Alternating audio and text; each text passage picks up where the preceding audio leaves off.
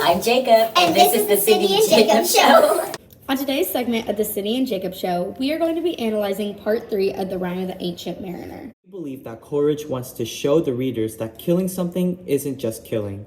It's taking away the existence of that being's burdens that ultimately affect you and the people around you. So we're going to be talking about part 3 of The Rime of the Ancient Mariner. We're going to talk about the guilt he has to carry after killing the albatross out of pure selfishness. Part 3.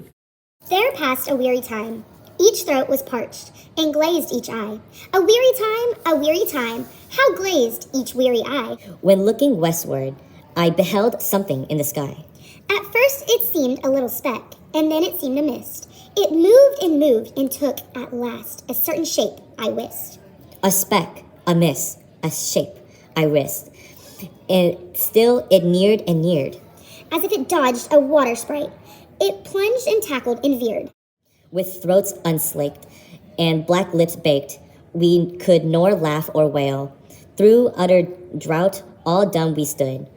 I bit my arm, I sucked the blood, and cried, "A sail, a sail!" With throats unslaked, with black lips baked, agape they heard me call, "Gramercy!" They for joy did grin, and all at once their breath drew in, as they were drinking all. "See, see," I cried, "she tracked no more, hither to work us weal. Without a breeze, without a tide, she steadies with upright kneels." The western wave was all aflame, the day was well nigh done. Almost upon the western wave rested the broad bright sun, when that strange shape drove suddenly betwixt us and the sun. And straight the sun was flecked with bars. Heaven's mother sent us grace, as if through the dungeon grate he peered, with bored and burned face. Alas, thought I, and my heart beat loud, how fast she nears and nears. Are those her sails that glance in the sun, like restless gossameres? Are those her ribs through which the sun did peer as through a grate? And is that woman all her crew? Is that a death? And are there two? Is death that woman's mate? Her lips were red, her looks were free, her locks were yellow as gold, her skin was white as leprosy. The nightmare, life and death was she, whose thick man blood with cold. The naked hulk alongside came, and the twain were casting dice. "The gate is done, I've won, quoth she, and whistles thrice. The sun's rim dips, the stars rush out. At one stride comes the dark, with far heard whisper o'er the sea, off shot the spectric bark. We listened and looked sideways up, fear at my heart as at a cup. My life blood seemed to sip. The stars were dim and thick the night. The steerman's face by his lamp gleamed white.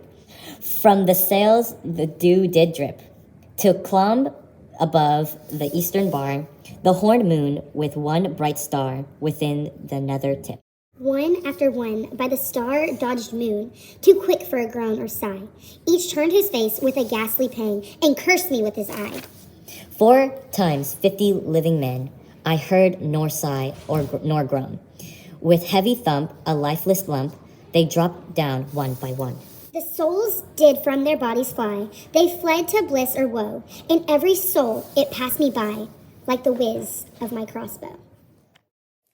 Part 2 is when the ancient mariner takes out his crossbow and actually kills the albatross for a reason that is unknown. So that's just kind of the backstory of what happens before part 3 happens. And part 3 focuses in on the weird occurrences that happen after the mariner kills the albatross.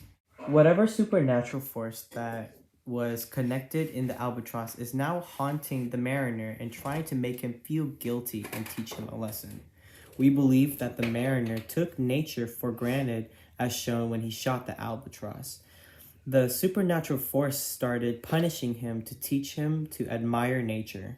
In Velasopoulos' article, someone who has done a lot of research on Coleridge, she asked the question, is it any excuse to him who treats a living being as an inanimate body, that we cannot arrive at the knowledge of the living being but through the body, which is simple and outward and visible sign, furthering us to